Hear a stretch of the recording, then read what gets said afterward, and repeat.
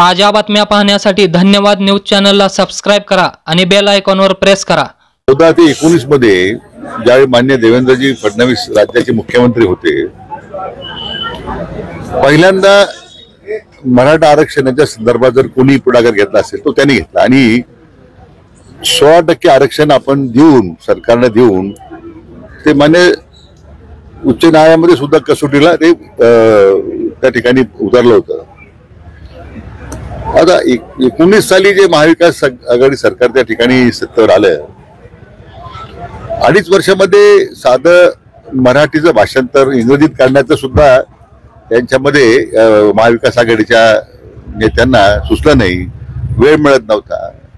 सर्वोच्च न्यायालयाच्या वकिलांचे पैसे थकवले होते, मुळे त्यांना गांभीर्य नव्हतं। कारण स्वतः त्या महाविकास आघाडीचे नेते शरद पवार नेहमी सांगत होते की मराठा समाज आरक्षण आपण देऊ शकणार नाही।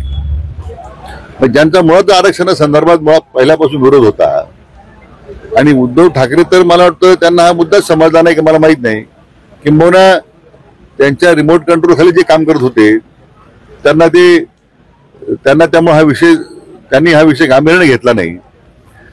16% आरक्षण जे मान्य देवेंद्रजींनी दिलं होतं प्रयत्न करून, तर मान्य सर्वोच्च न्यायालयामध्ये या महाविकास आघाडीच्या निष्क्रियतेमुळे ते गेलं।